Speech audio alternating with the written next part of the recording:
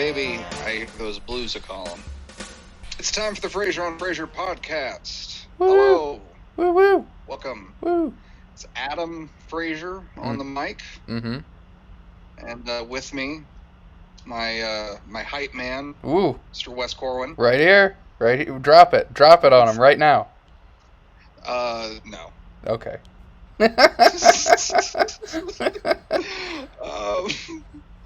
We are here to discuss Season 1, Episode 10 of Frasier. Oops. Oops. Oops. There it is. Oops. Yep. There it is. That's kind of sums up the whole episode. Yep. So I don't know anything we'd. I mean, this is a little episode. We kind of find out a little bit more about Wes's or not. No, I'm not in the episode. No. God, you would be great in a Frasier episode. Thank you. It's very kind, deeply kind. We find out more about Frasier's, co-workers. We've only really seen him in the studio. We've seen a couple times Bulldog. We've mentioned Chopper Dave. We've never seen Chopper Dave. This is the first appearance. We see like people in the background, like just shuffling around papers and like walking down hallways and stuff. Mm-hmm. But this is the first time I think we've really gotten to see some people actually work in the studio. Yes. So it opens. Go on. Yes. So it opens in Cafe Nervosa, which I feel like every episode we've talked about this season, it opens up in Frasier's, recording booth. Mm-hmm. But here we're in Cafe Nervosa. Yeah. Frasier and Niles are having a conversation about Maris's Junior League. Maris's Junior League, I guess it's a club or some sort of just group of older women in Seattle who are rehearsing a spring musical. Uh-huh. This year they're doing Cats. They're doing Cats. They're getting into Cats. Which has got to be... That's got to be something to watch. Oh. A bunch of underweight, tightly pulled women in leotards crawling around the music room meowing. A lot of to the tune of Andrew Lloyd Webber. Just a true joy to behold. I mean, probably still more enjoyable than the Cats movie. Yeah. Which I haven't seen. So I looked this up. The Association of Junior Leagues International is a private voluntarism nonprofit. 291 junior league chapters, founded in 1901 by debutante Mary Harriman Rumsey. It's an educational women's volunteer organization aiming at improving communities and the social, cultural, political fabric of civil society. I guess this is a thing that people do. I don't know why they would put on Cats. I don't understand that. Culturally, it's a pretty... I remember in the 90s that Cats was, like, freaking huge. It was everywhere. Sure, but if you recall what I just read, they're aiming to improve society, and Cats is something designed to create and sow chaos among us all. Really? Oh, yeah. Okay. Andrew Lloyd Webber was out to destroy us when he created Cats. I thought that was more of the Phantom of the Opera. Andrew Lloyd Webber hates us, hates humanity, which is why he does what he does. He's trying to destroy humanity in musical form, is what you're saying. Yes, exactly. I feel that in my heart. So... back to Frasier. Back to the episode. Yeah. It's just a fun little bit Niles is doing. He's describing these older women doing a musical. Yes. Frasier's remembers when they did their last show, which was Sound and Music, where half of the Von Trapp children were having hot flashes. Right, because they had menopause, because they're older women. The idea of older women playing the children in The Sound of Music is delightful. It wouldn't be good, but the thought of it is magical. Comedy magic. Yeah. I would love to hear them do The Lonely Goat Herd. Oh. So in walks Roz, who's got a gaggle of the KCL gang. Mm-hmm. We've got Teddy, who is played by Wayne Wilderson. Wayne Wilderson. He's been in everything. I recognize him in everything. He's always he's one of those guys. Like I know that guy. I've seen him in stuff. Yeah. Where do I know his face from? He was in He's in everything, Wes. He's had small roles in every little thing. I remember he's been in he's been in AI, artificial intelligence. He's been in 1 Hour Photo. He's been in King of Queens. He's been on Caveman. You remember Caveman, Wes? I do remember Caveman. Oh, that's Caveman. That's what I'm thinking of. He played Martin. He played in The Office. I don't know how much of The Office you've seen. Oh yeah, he wasn't. I've seen a bit of The Office. Yeah, he was the new hire that everybody got uncomfortable with because he'd been in prison, and then Michael Scott dresses up like a convict to scare people straight. That's what his face is. That's who awesome. Wonderful. He's been in a bunch of stuff though. I remember he was in a bunch of those old Fruit of the Loom commercials. Oh, what did he do in the Fruit of the Loom commercials? I think it was the Apple. I'm not sure. Oh, anyway, follow him on Twitter at Wayne Wilderson. He'll tell you what he wants. Tweet at Wayne Wilderson. Hey, which of the fruit were you in the Fruit of the Loom commercials? So yeah, we meet Teddy, which and then we meet Chopper Dave, who you've been really excited to meet. He's been mentioned many a time in over the course of the couple episodes we've seen, and you've been itching to see Chopper Dave. I have been since episode 1, the first time when Frazier derisively comments that Chopper Dave. I was going through this monologue and I got cut off by Chopper Dave and the weather. I have been screaming for Chopper Dave, and to see Chopper Dave is truly magical. He is a magnificent, magnificent creature. And he is played by I had his name pulled up here. Richard Poe. Richard Poe, who you know from an episode of Star Trek. He was a recurring character across all 3 Star Trek series. It was a Cardassian in Next Generation, Deep Space Nine, and Voyager. 3 separate Star Trek series. Plays the same character across all of them. Very sort of minor role in that, but that's dedication.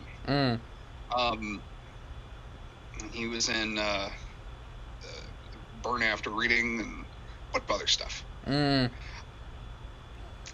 his gimmick, his sort of joke, right, in this show is that he yells everything because he can't hear. He has to yell all the time when he's in the chopper. Over the helicopter blades, right? So he doesn't have a frame of reference for how loud things should be.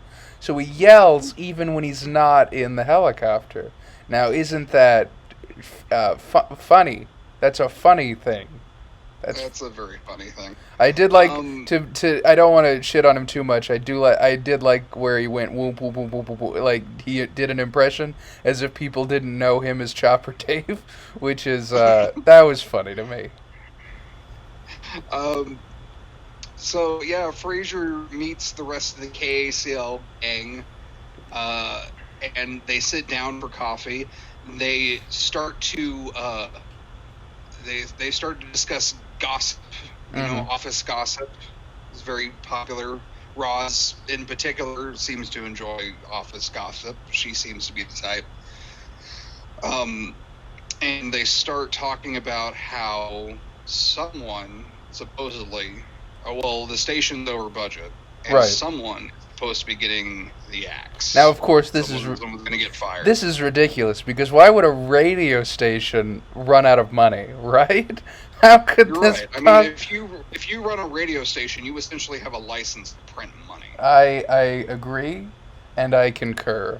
But you know, a TV show has to invent drama, so they've fabricated this ridiculous scenario where a radio station would be low on cash and they have to downsize and cut down. People talk about how Frasier is, a comedy, but I also think it falls in the realm of, fantasy a little bit. Yes, of course. And I think this is a prime example of that. Yes. So, yes. So, joking aside,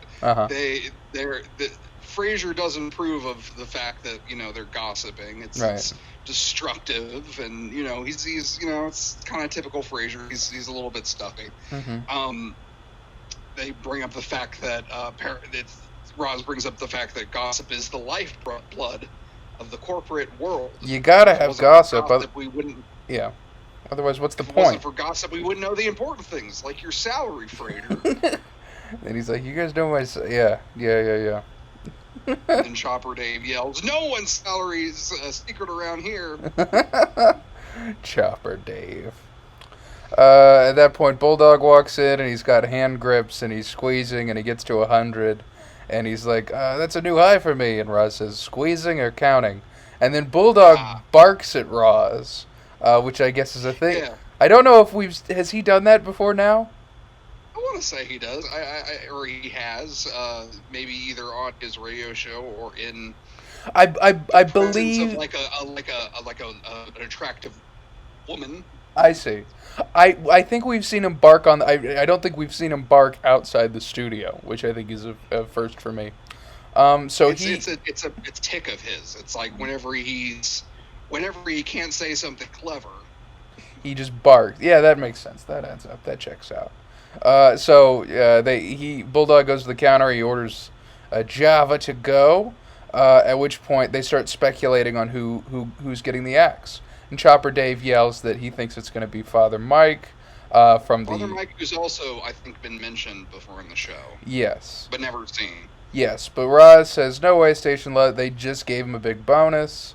Bulldog starts patting himself, yelling that he had tickets to a Sonics game. Somebody stole my tickets. This stinks. And then he checks them, and it's like, "Oh, got him." And it's a that's Bulldog's catchphrase. Is that whenever he'll immediately overreact and be like, "This stinks. This is total BS," and then immediately he something causes him to reassess the situation. He finds the tickets that he's looking for, and he's like, "Oh wait, here they are." Yeah, I believe this was lifted from the first scene where we introduced Bulldog. I guess the writer figured, like, hey, in case someone hasn't seen Bulldog before, we better remind them who Bulldog is with the exact same of his little, his little gimmick, his little quirks he's got. So then Roz starts speculating, well, maybe it's Bulldog that's getting canned, and Frasier dismisses that. He thinks that's ridiculous because Bulldog is the station's highest rated personality. He rules every demographic, with the exception of women 35 to 54, who happen to really love Frasier. He says they see him as a god, which is interesting. And then they say that. Frasier says that according to women 35 to 54, he's ... some a sort of a god. I guess I could see that. Right. So Teddy says that there's been a salary beat. They just keep gossiping, and then they come to a consensus that they're pretty sure Bulldog is out. Somehow Bulldog doesn't hear Chopper Dave yell "Bulldog's out" as Bulldog is walking by. Bulldog reveals a gimmick that he has for his show, where if the Seattle Seahawks beat the Buffalo Bills this Sunday, he's going to do his entire radio show hanging by his feet, which is an interesting bet. Usually, I mean, considering Seattle is his home, you'd think the bet would be for the Seahawks, the home team, but neither here nor there.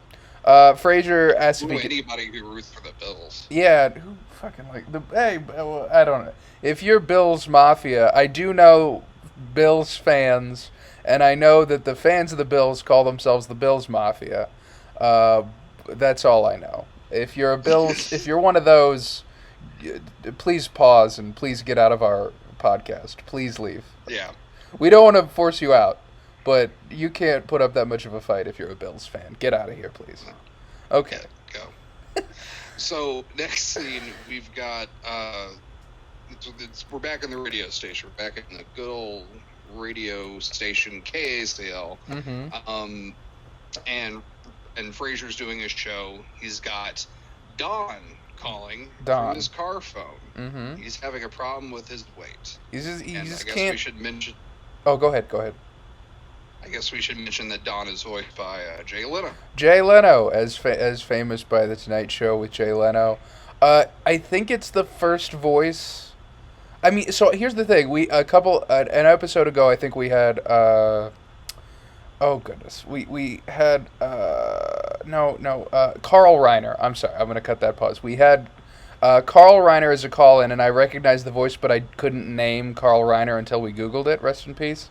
The second he started speaking, I was like, "That's Jay Leno," and that obvious. Which was impressive to me. I didn't catch that at first. Jay Leno has a very specific.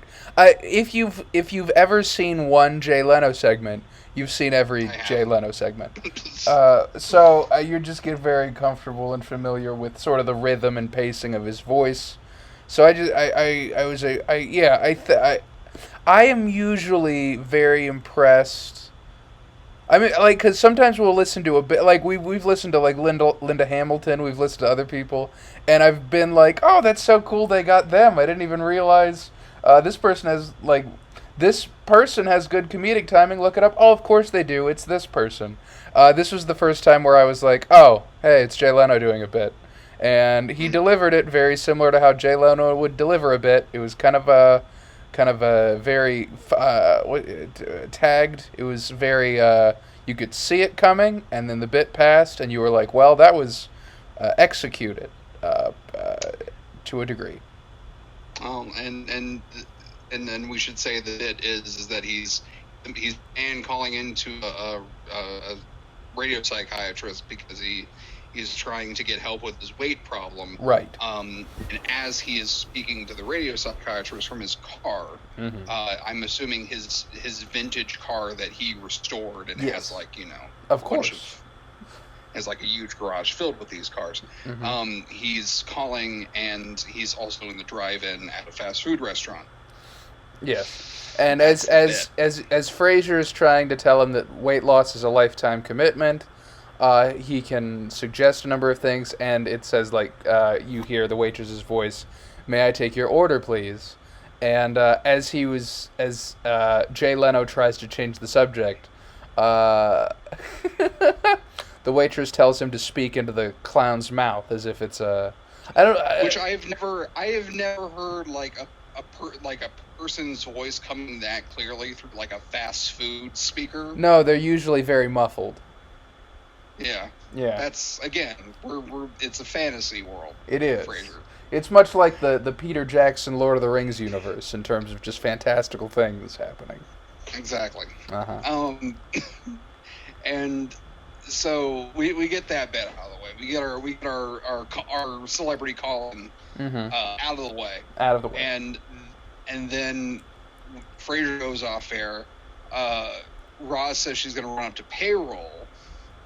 And then Frasier goes out he steps outside of the recording booth. He's got a candy machine out there, so he's going to, buy himself some M&Ms and what have you.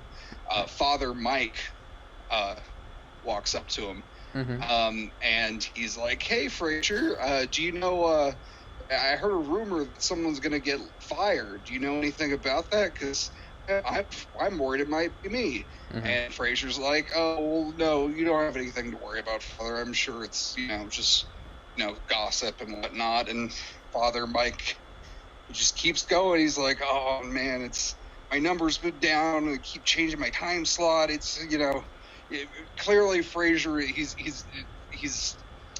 Frasier feels bad for this guy." Yeah. So Frazier tries to it's unclear what Frazier's motive is, if he's just trying to think of another name and Bulldog is the last one they came up with, or if Frazier actually believes now that Bulldog is going to go out, or if he's trying to pick somebody intentionally that he's certain will not get fired, just so he can have a moral high ground. Like, I didn't engage in if I did, I would have picked somebody more realistic. I think knowing Frazier, he would believe that Bulldog is the one getting fired. Okay. Despite his protests. Yeah. So for whatever, I think that makes sense. So Frazier decides to tell Father Mike his belief, and present it as fact, that Bulldog is the one that's going to get fired. Mike says that's a shame, and then asks if somebody spoke up for Bulldog's parking space. And Frazier called it in the previous section, and just insists that he is going to get the parking spot. Frazier walks back into. Yeah, he has dibs. He called dibs. This is he's gonna get it. As Frazier walks back into the studio, we see that Bulldog has been standing outside the door. He's behind the door. Like, when he walks in, Frazier closes the door behind him, and behind the door is Bulldog. Now, some sort of killer from a slasher movie. Yeah. Also, he heard it from behind the door. He heard it and we're establishing that he didn't hear Chopper Dave scream it, that Bulldog is a goner, from, as he was walking by Chopper Dave, but somehow in a environment where Frazier whispered it pretty calmly heard it very clearly, and develops a complete 180 in terms of, I'm going to go yell at Ned Miller. Let's let it play out first. Right. Bulldog is he cannot be dissuaded from this idea.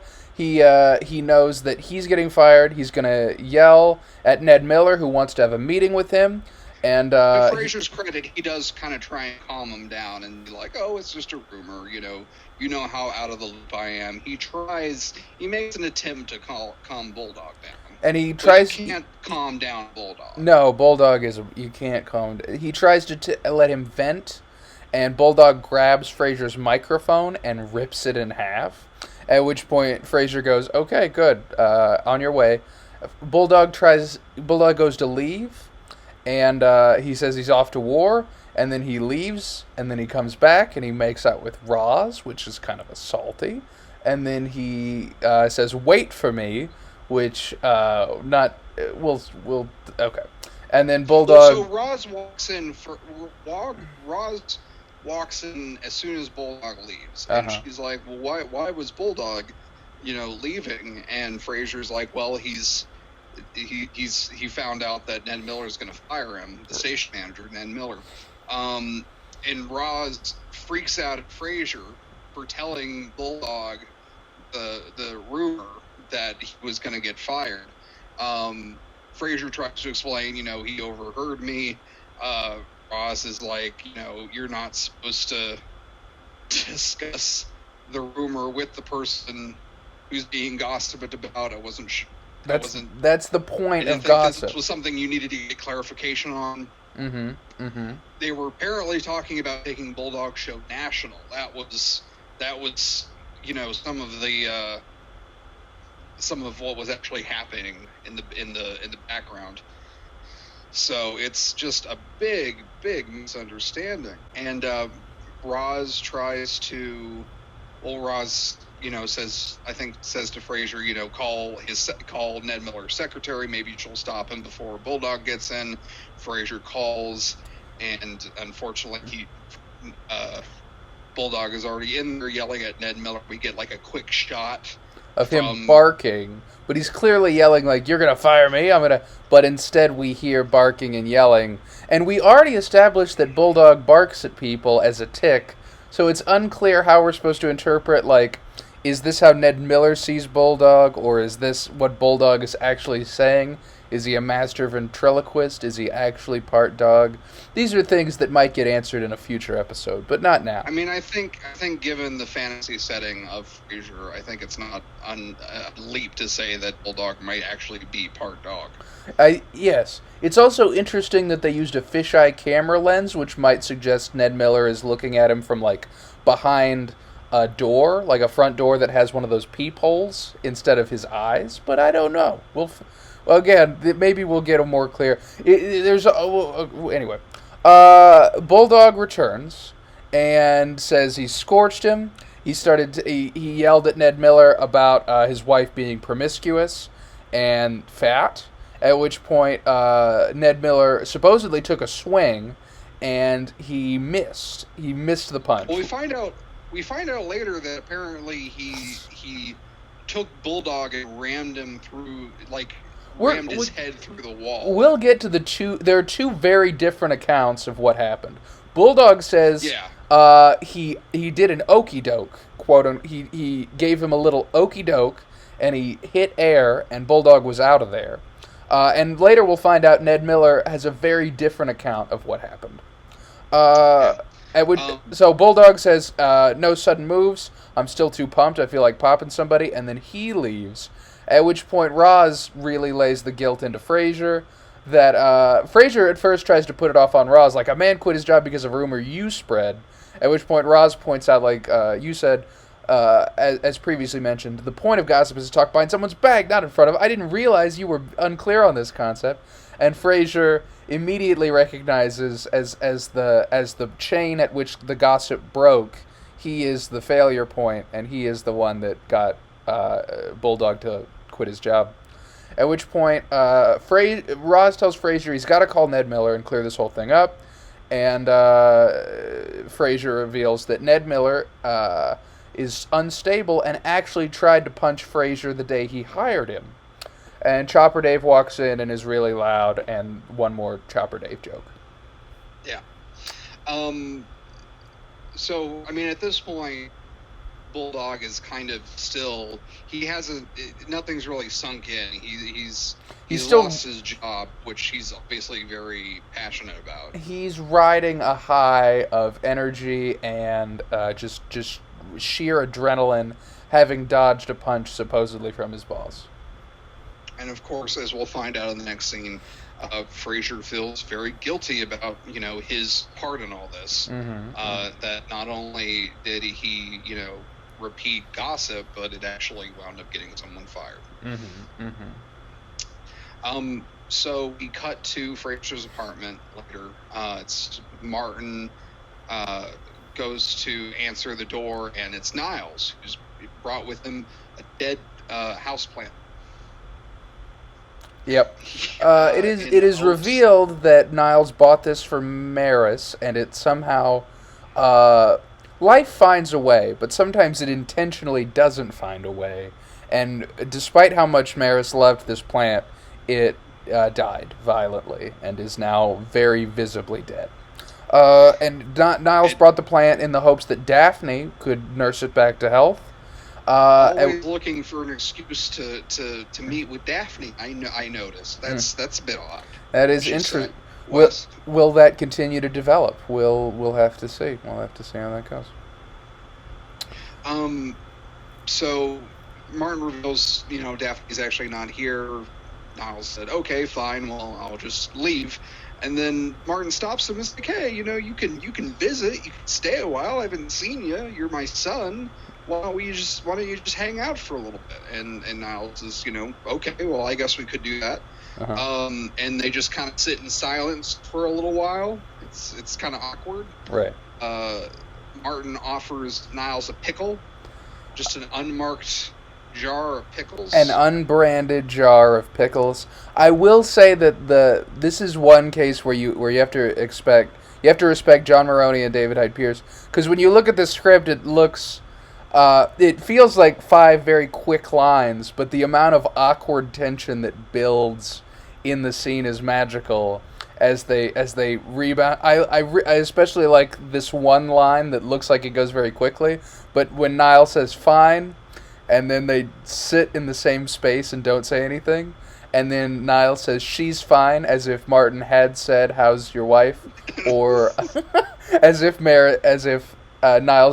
Martin would ever bring up Maris and ask how she is, and then Martin offers a pickle, at which point Niles says no thanks.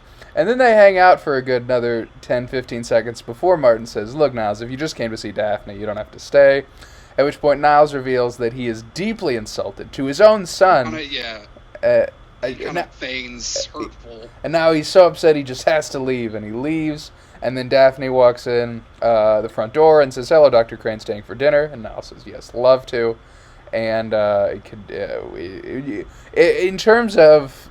It has nothing to do with the rest of the plot of the episode, but I think it was my favorite comedy bit was Niles and Martin trying to relate to each other. It's a sight to behold. Mm-hmm. Daphne enters the scene. Niles presents her with the house plant that's dead, and asks her if she can coax it back to life. Daphne asks, well, what did Maris do to it? And Niles replies, nothing, just loved it.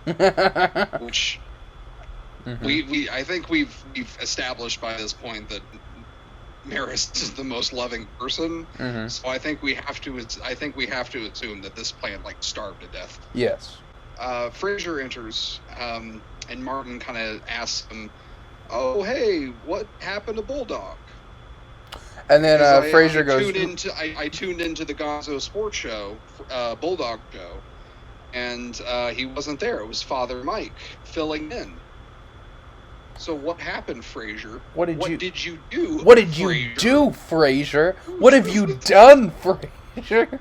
And this might be one of my favorite non-comedy bits. Is Frazier says Bulldog tendered his resignation, and Martin isn't accusatory, as we just implied. He's just disappointed, like, oh, why would he do that? He's the top sports guy in town. And Frazier goes, things go funny. It's a tough business, this radio game. And then Daphne says, Dr. Crane, I'm picking something up. You're shrouded in an aura of guilt. And then Frazier goes, maybe I am. And then Daphne says, you actually think you're responsible for Frazier losing his job. And then Frazier confesses to everything. And we have to ask why, considering Martin's late in life interest in working on old cases, and Daphne's, and we've established that Daphne can't turn it on and turn it off, but it feels like the show should be Daphne and Martin solving cold cases, possibly in a van, just driving from city to city, trying to figure out the one case. That would be a show. Niles can come along too. Niles could come along, and yeah. He'd be like the Scooby-Doo of the group. Yes, absolutely. If Niles was just sitting in the back seat, that would be magical. Yeah. So Frazier explains what happened at the radio station. There was a rumor going around Bulldog was going to be fired. Bulldog heard Frazier repeating the rumor and flew off the handle and went up to the station manager's office and quit his job. And it turned out in the end the rumor wasn't true. So, but of course you already knew that, Daphne. That's his because she's psychic. So of course she knew everything. Yeah. Yeah. It's and so Niles's phone rings as soon as that little interaction ends. It's Maris. Apparently she's been kicked off the cast of Cats. Mm-hmm. Now, it feels just like an excuse to get Niles out of the scene, I guess, but she's been evicted from Cats. She's been kicked off because she couldn't remember the words to memory. And here's irony. Here's the thing that I'm embarrassed to admit. I wondered, like, so I didn't immediately connect the dots oh, she couldn't remember the words to memory, and I got a big laugh, and I was like, I actually pulled up the lyrics to be like, maybe it's a song that doesn't have a lot of words. And it has a number of words, but she couldn't remember the words to memory. It wasn't until I said it out loud that I was like, oh, yeah, okay. I get it. Yeah, that one's a bit of a thinker. That one is what we call a thinker in the comedy community. So Martin, he confronts Frazier. He's like, hey, if you're responsible for Bulldog losing his job, you've got to make this right. Mm-hmm. You've got to go back down to the station. You've got to talk to Ned Miller, and you've got to get Bulldog his job back. And Frazier, of course, doesn't want to because Ned Miller is intimidating. A very intimidating figure, mean-spirited. Yes. And as Daphne points out, he cheats on his wife. Yes. Which isn't really a thing that's intimidating, but no, yeah, that's the thing that Daphne points out. So as Frazier is listing things about him, Daphne just also mentions that he's cheating on his wife, which is because again, that's her psychic. Yeah, she says she's really on today. Here's the thing that's interesting about most psychic television portrayals of psychic people is usually they need some kind of hint, or they need to be in the room, or they need to read an energy. Daphne just seems to be able to selectively pull knowledge from the universe, which is really interesting and suggests she's more powerful than just about anybody. Even Professor Xavier needs Cerebro to pull random stuff. And Daphne is just on the wavelength where, because they're talking about this person that I don't think we've established she's ever met, she just knows everything about him, which is really interesting. She's a shiner. She's one of the she's a shining person. Oh, so Frazier kind of tries to put a positive spin on it, talking about how, this may be the best thing that ever happened to Bulldog. At which point, Eddie starts, I think, pawing at the front door. Yeah. Yeah. So Eddie starts pawing at the front door.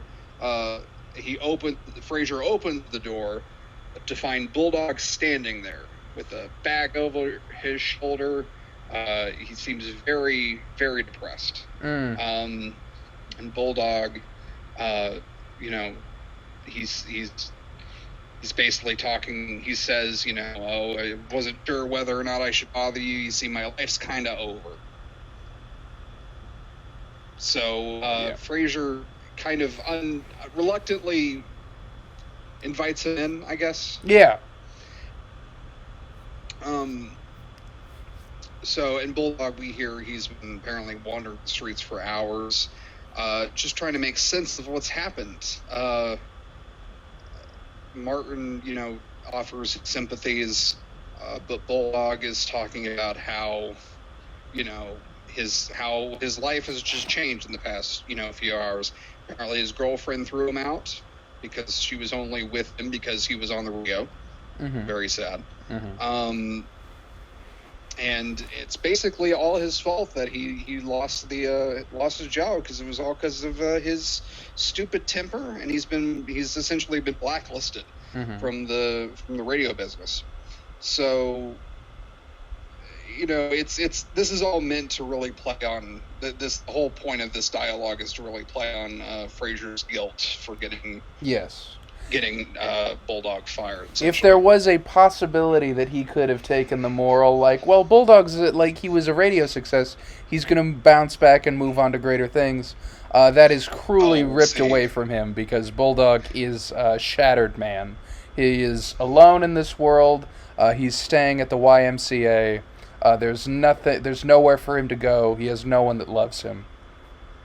Martin, being the sensitive man that he is, offers Bulldog a pickle from the unmarked pickle jar. Because Martin's a good man. It was sort of, may I offer you a pickle in this trying time? in these difficult times, might I offer you a pickle? And Bulldog, being a man of the people, of course, accepts that pickle. So we get through all this, and Bulldog, he's leaving because he says the rooms at the Y fill up pretty quickly. Yes. Frazier, feeling guilty, He goes to stop Bulldog. We think he's going to, do something, noble. Mm-hmm. But instead he just sort of pulls out a $20 bill and hands it to Bulldog. Martin glares at Frazier, and Frazier sort of reluctantly says, "Oh, why don't you just go ahead and spend the night, Bulldog? That way you don't have to. We don't want you to sleep at the Y. You're family to us. You're so absolutely. You're gonna crash." You're our you're we couldn't imagine kicking you out on the street, Bulldog. You're absolutely you're my best friend. You're absolutely our motto here at the Frazier Casa is, when you're here, you're family. Mm-hmm. That's what they say. They say it. So Bulldog is going to crash on Frazier's couch, and I will say I feel like it's a missed opportunity. We didn't get to see more of Bulldog living in Frazier's apartment. We just kind of or just crashing in it. It presumably this nature, and we never see Bulldog bark at Eddie, which I feel like should have been. We'll cover what they do after the credits, and I think it's funny that we'll share a personal anecdote on, but considering how every after episode is Eddie, I thought it would be funny to see Bulldog and Eddie barking at each other because they're both dogs. Yeah, that would have been cute. That would have been something. But instead, the scene, Bulldog goes to take a shower. Frazier, insists, to Martin and Daphne that Bulldog getting fired wasn't really his fault. That he's not going to face Ned Miller, and you can stare at me all you want, but I'm not going to do it. And then, of course, Eddie jumps up on the couch and joins in on the staring. Mm-hmm. Eddie being known to stare at Frazier, that being kind of, a running gag. Frazier caves and says, "Fine, I'll go to the station. I'll talk to Ned Miller, and I'll probably end up losing my job and spitting out my teeth like chiclets." Well, he actually doesn't insinuate he's going to lose his job. He just knows Ned Miller is going to punch him in the face until he doesn't have teeth. He's actually not afraid for his job, which is that interesting. We'll cover it in the next scene. Yeah. So go ahead. Next scene, it's Miller time. Ned Miller. Played by John Glover, who you might remember John Glover from Batman and John Robin. Glover. You love John. The best Batman. I love John Miller. He's John Glover. He's got a bunch of roles and he's got a bunch of small roles and a bunch of stuff. In the Mouth of Madness, Gremlins 2, the best Batman movie. Batman and Robin also as well. I think is the full title of the film. Yes. And of course, legitimately one of my favorite films, called The Chocolate War. Yes. He's got a big role in that. And of course he's been in Star Trek. He was in an episode of DS9. So he is. I'm happy to see him here. He's kind of a treat. Mm-hmm. And he was apparently nominated for an Emmy for this episode. Outstanding guest actor in a comedy series. So, go John Glover. Go him. So, of course, we open in Ned Miller's office. Frazier walks in. Ned Miller is basically, I think he's standing over by the wall trying to hang a picture. Mm-hmm. That got knocked off the wall. It's also noticeably lower than the other pictures on the wall, is where he's trying to hang it. Ned Miller not great at interior decorating. Mm-hmm. That's maybe not one of his strengths, but he is just a very, very serious businessman. Yes. So he gets Frazier to hold the picture frame as he is trying to hang it. Mm-hmm. We find out that he's hanging it specifically to cover a large hole in the wall. Yes. Which we find out was left there from when the earlier confrontation that he and Bulldog had. Yes.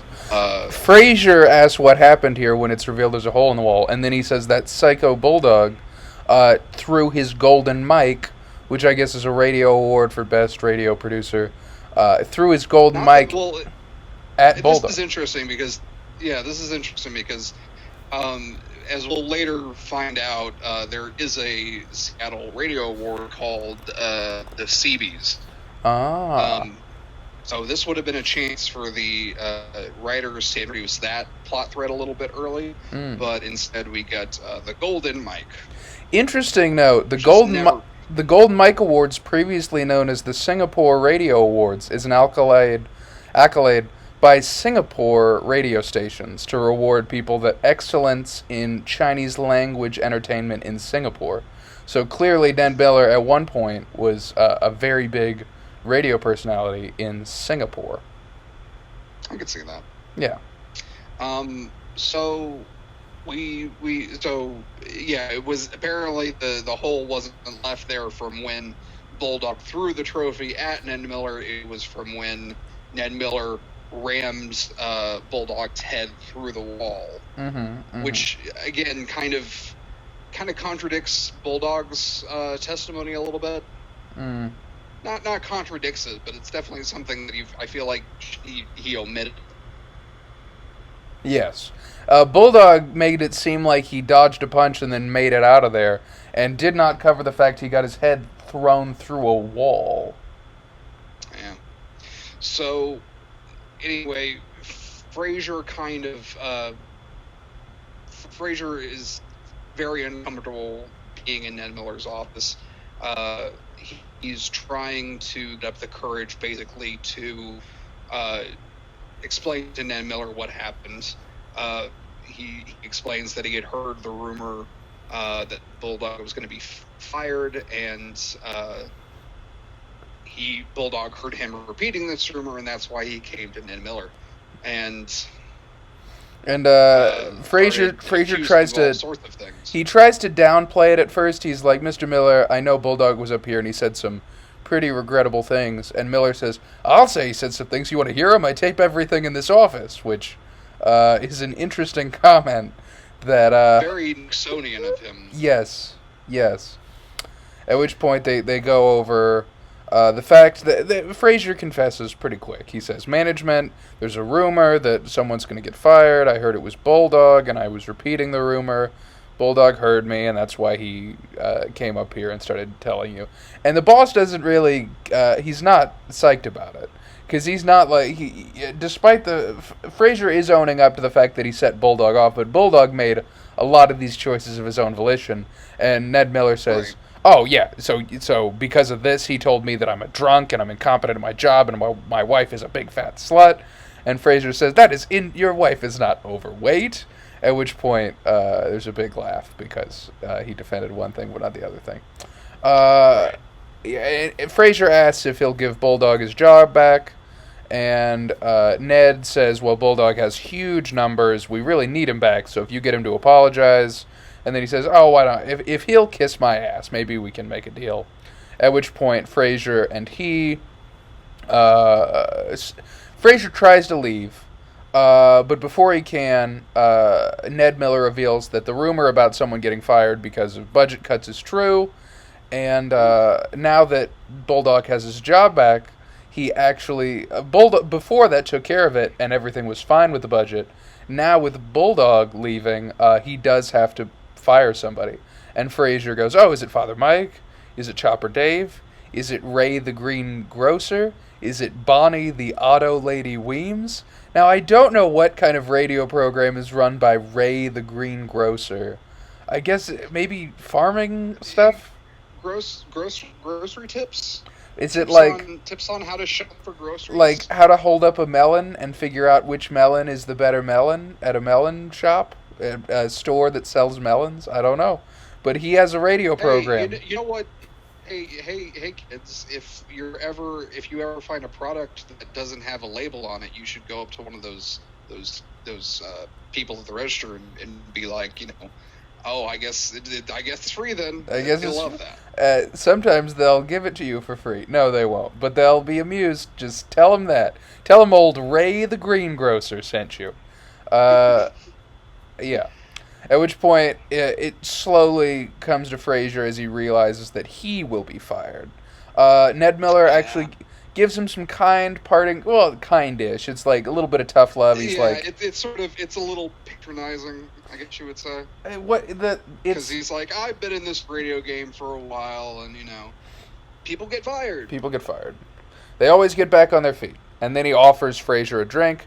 Frazier goes to pour himself a drink. Ned Miller gets a call, and he finds out there's a beat. It's a pretty normal conversation. They go back and forth. And finally... irony of ironies. Miller walks over to Frazier where Frazier's pouring a drink. He grabs the drink from Frazier. He says, "Excuse me," and he pours a bigger drink than Frazier had because he's been fired. The best way to cut the budget, turns out, was to get rid of his salary. Ned walks back to his desk. Frazier gets a big grin as he's like, "Oh, Ned, I'm so sorry. So I guess that means I'm not fired." And then Miller says, "I guess so." And then Frazier proceeds to feed him the exact same thing with a little bit more flair, maybe a little bit more intellect. He decides to quote a new chat. In theatrical circles, they always say, "Every exit is but an entrance to somewhere else." To which Miller says, "God, I wish I fired you when I had the chance." I wish I fired you. At which point we go to the post-credits sting. At which point we reveal Frazier and Roz are watching Bulldog do a show. Clearly, the Seahawks beat the Bills, as the Seahawks frequently beat the Bills. The Seahawks are on average, a good to really good football team, and the Bills are famously awful. So that was a weird bet to make. I don't know anything about sports other than the Bills are awful. Right. I'm trying to Google right now. Okay, not as bad, not as much as I thought. In the postseason, let's see. Historically they don't play each other very often. They're not in the same division. They've played 13 games, and the Seahawks have won 8 out of 13 meetings. This game must have happened in either 89 or... No, it must have happened in 89, right? Well, no, it takes place. I mean, the show takes place in, I'm assuming, the same time it was shot, which was 1993. Oh, well, then this game historically could not have happened because the Bills and the Seahawks it's a fantasy world, Wes. I rely on truth, Adam, and the Seahawks and the Bills only played in 1989, and then there was a 6-year gap, and they didn't play again until 95. Now, you tell me, when did it become okay for Frazier to lie to me, Adam? I think you're taking it too personally. Maybe you're right. So we see Bulldog.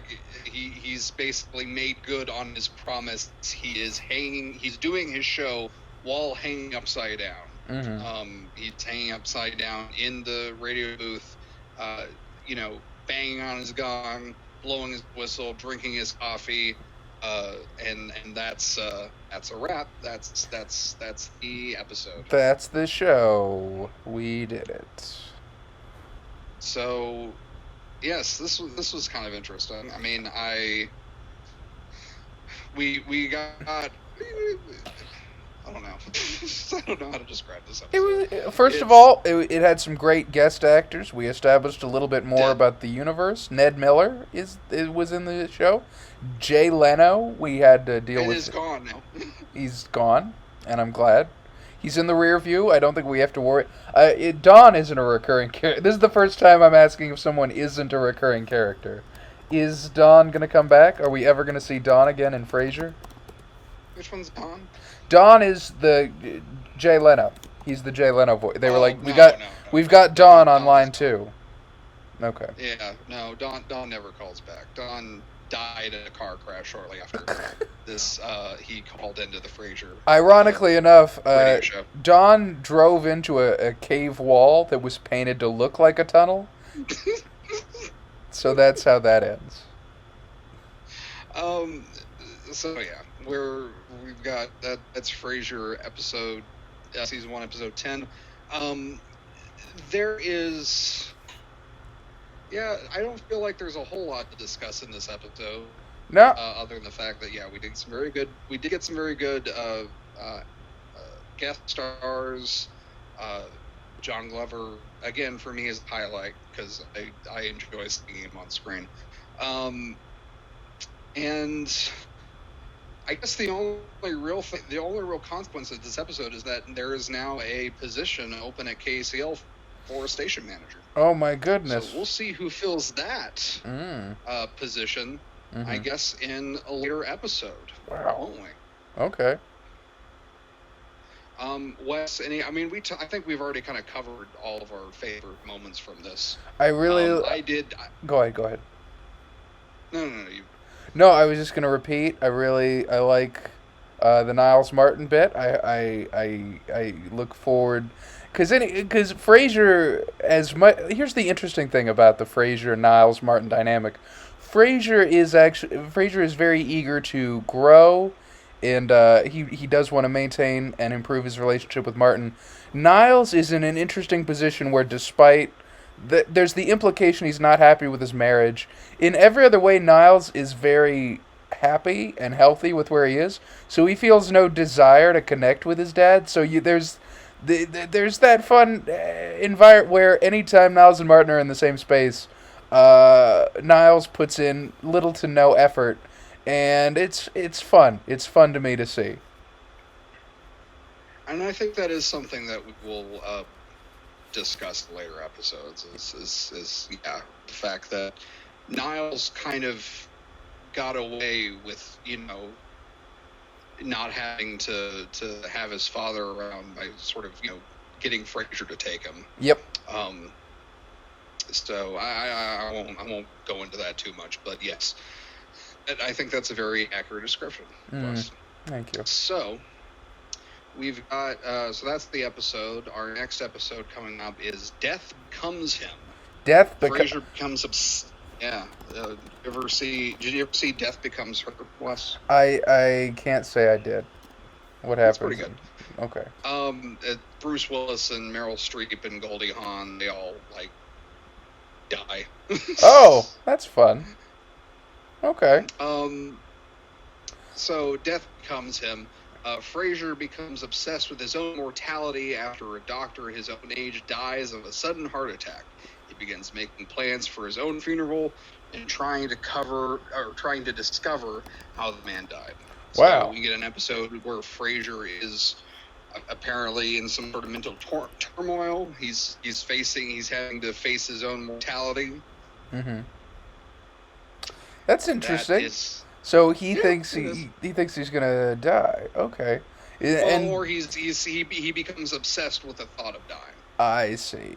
It's interesting. Frazier's got sort of one of those complexes like a child. He's unaware that you can die. He's also unaware that if you put your hand in front of a shape, the shape doesn't go away. It's still there. He's got that object permanence issues. Well, I think that's going to about do it for today's episode. Wes, thank you so much for being here, as always. Always a pleasure. And thank you for listening. You, Daryl. I'm talking to you. Listen, Daryl, the only reason you're allowed to stick around is you're not a Bills fan. Otherwise, we'd get you the hell out of here. But you're cool for now, Daryl. All right. See you next time, Daryl.